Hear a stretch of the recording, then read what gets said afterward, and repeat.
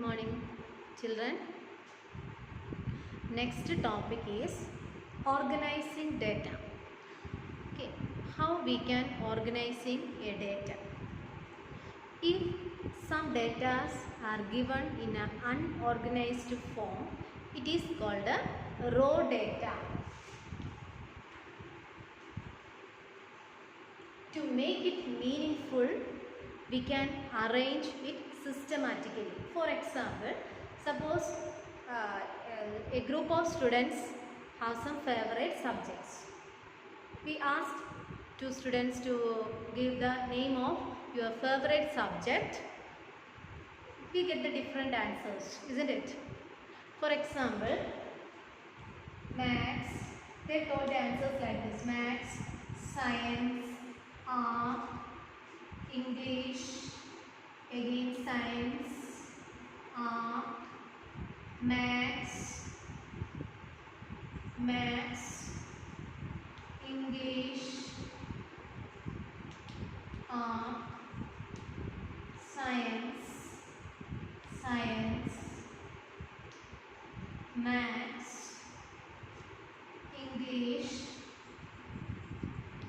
science, art. Okay, we get the answers like this.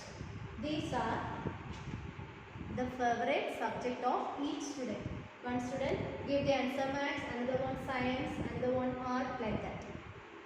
So, from this collection, is it possible to identify which subject most liked and which subject least liked at a glance?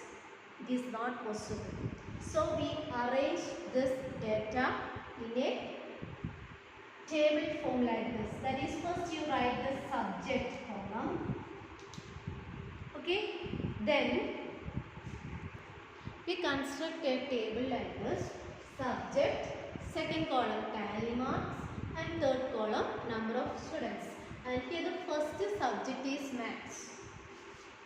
Maths, we have different subjects: maths, science, art, English.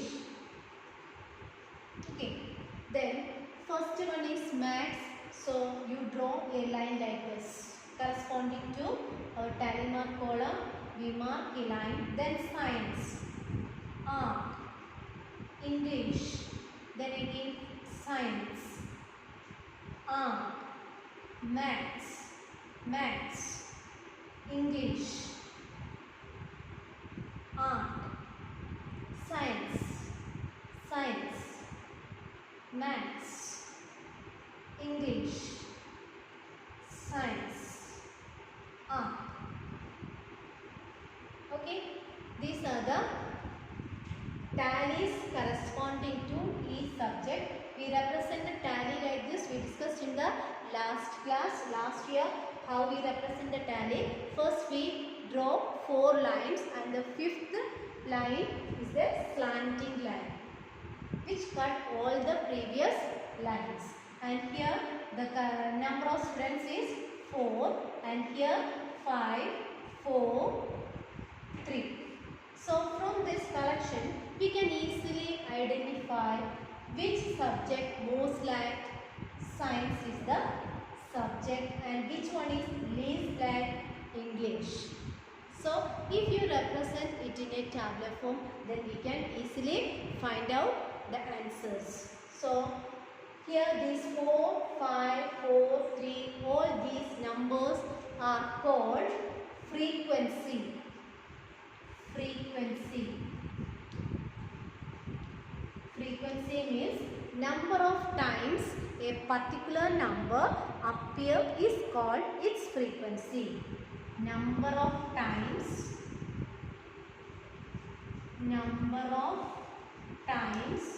a particular number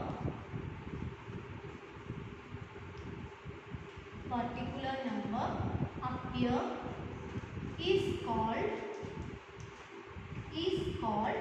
its frequency.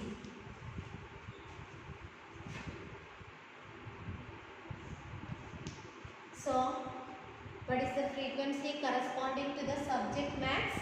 4.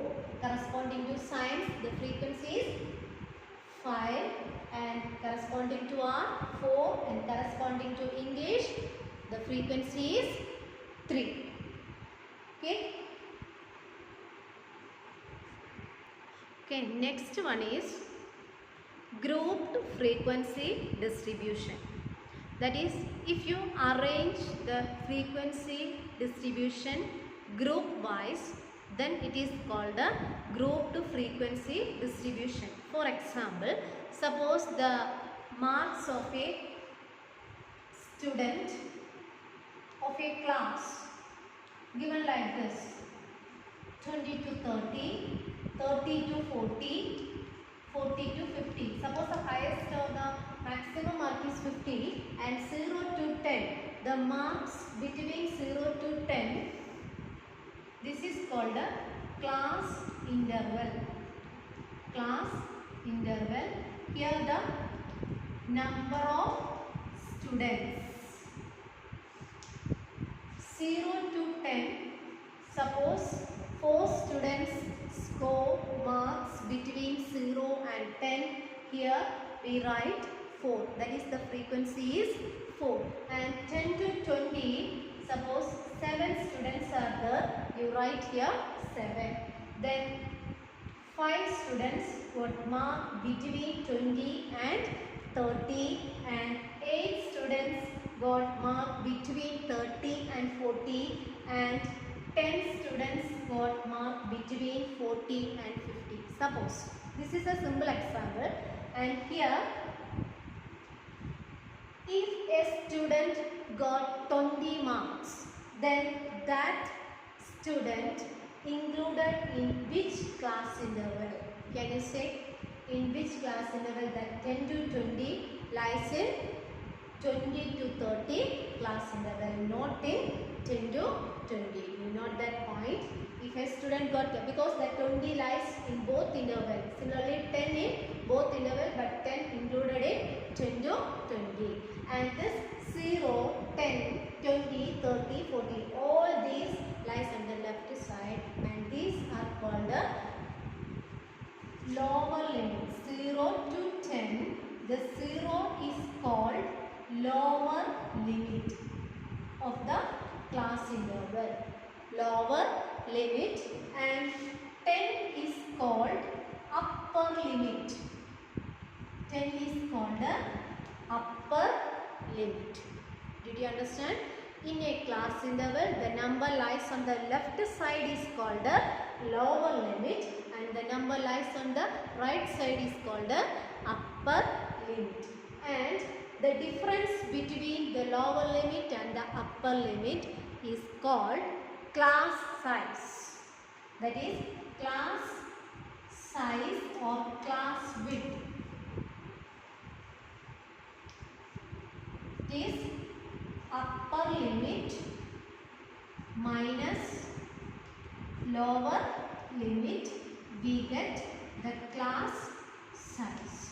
Here the class width or class size is same throughout, isn't it? 0 to 10, the class size is 10, because 10 minus 0, larger minus smaller, we get the class width or class size. And here 20 minus 10, 30 minus 20, 40 minus 30, 50 minus 40. In all these cases, class size is same. That is, class size is 10 here. These types of frequency is called a grouped frequency distribution. So, if you draw a graph using these data, then that graph is called a histogram. Histogram or histograph. Histogram.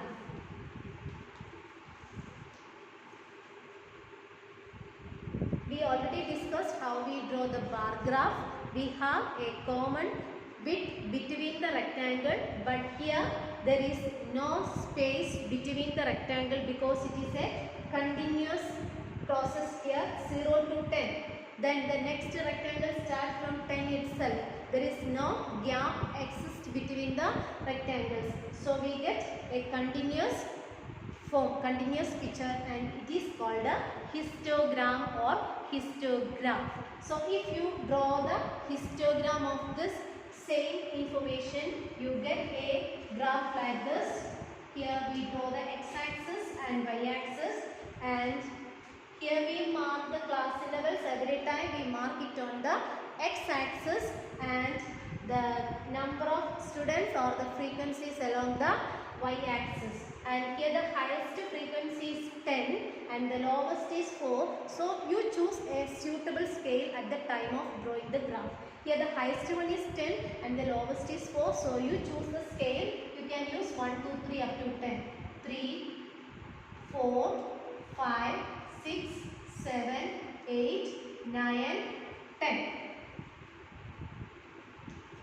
Okay, and here on the x-axis we mark the class intervals like this: 10, 20, 30, 40, 50, 60. We need up to 50 only because the highest last one is 40 to 50. And here the 0 to 10, the number of students is 4. So you draw the rectangle like this. Okay, and 10 to 20, the number of students is 7. So extend this line and draw like this. There is no gap between the rectangles. Then 20 to 30, the number of students is 5.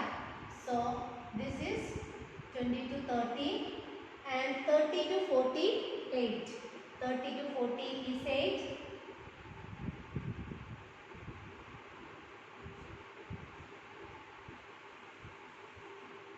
Then 40 to 50, 10 students are there. So